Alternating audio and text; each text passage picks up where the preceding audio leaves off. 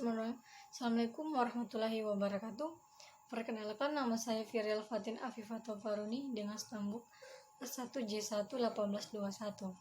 Video ini merupakan tugas mata kuliah Anatomi Fisiologi Manusia yang diampu oleh Bapak Bustamin Balun BSPD MSI dengan asisten Kisan Muhammad dengan judul praktikum yaitu sistem sirkulasi. Pembuluh darah terdiri atas 3, yaitu vena, arteri, dan kapiler. Setiap pembuluh darah memiliki perbedaan struktur masing-masing. Pembuluh darah memiliki 3 lapisan utama, yaitu tunika intima, tunika media, dan tunika adventitia. Yang pertama itu adalah pembuluh balik atau vena. Vena digunakan untuk pembuluh darah yang alirannya mengalir kembali menuju jantung. Vena berfungsi membawa darah menuju jantung. Ada 3 macam vena, yaitu vena cava superior, vena cava inferior, dan vena pulmonalis. Vena cava superior berfungsi membawa darah yang mengandung banyak CO2 dari tubuh bagian atas. Vena cava inferior berfungsi membawa darah yang mengandung banyak CO2 dari bagian tubuh bawah. Dan vena pulmonalis berfungsi membawa darah yang mengandung banyak O2 dari paru-paru. Vena lebih mudah dilihat mata karena vena berada di lapisan atas dekat permukaan kulit dan berwarna kebiruan. Pembuluh ini dimulai dari pembuluh darah kapiler, arteriola, dan kapiler. Yang kedua adalah pembuluh nadi atau arteri. Arteri biasa digunakan untuk pembuluh darah yang aliran darahnya mengalir meninggalkan jantung. Arteri berfungsi membawa darah dari jantung. Tunika intima atau tunika interna sebagai lapisan dalam yang terdiri dari selapis sel-sel endotelias.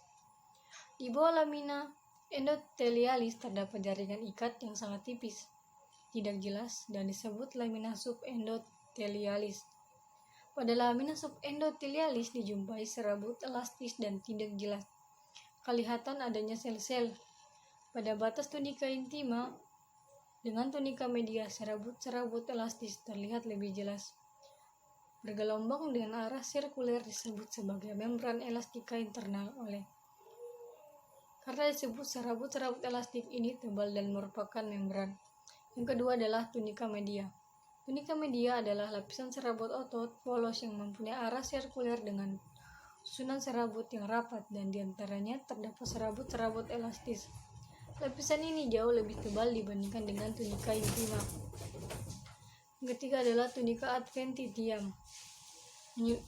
Tunika ini menyelubungi tunika media. Dari sebelah luar adalah jaringan ikat fibroelastik yang lebih tipis dari tunika media.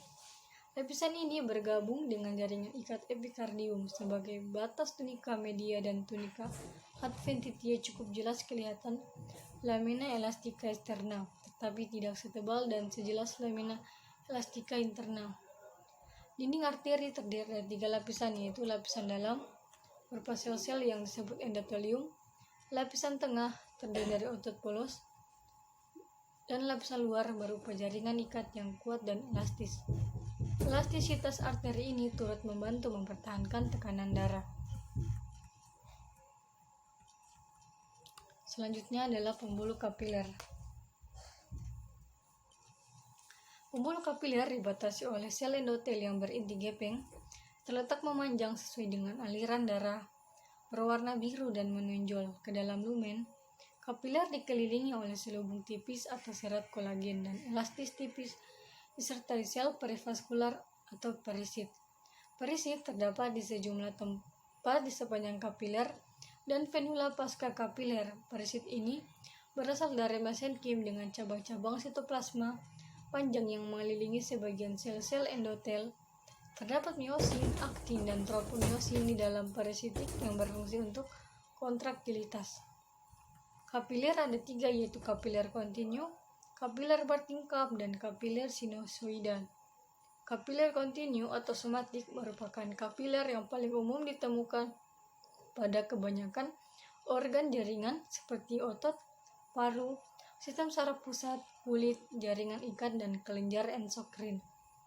Kapiler bertingkap dijumpai pada jaringan tempat berlangsungnya pertukaran zat secara cepat antara jaringan dan darah, misalnya pada mukosa usus, kelenjar endokrin, glomerulus dan ginjal dan serta pankreas.